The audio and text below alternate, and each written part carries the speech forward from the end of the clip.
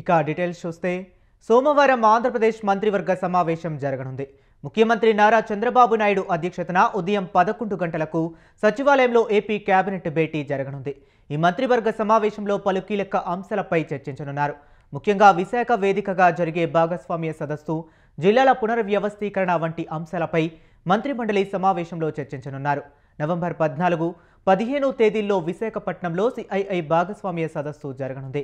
ఈ సదస్సుకు ప్రపంచవ్యాప్తంగా ఉన్న పలు కంపెనీల ప్రతినిధులు హాజరు కానున్నారు.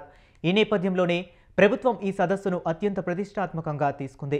భాగస్వామ్య సదస్సు ఏర్పాట్లను ఇప్పటికే మంత్రులకు అప్పగించారు చంద్రబాబు.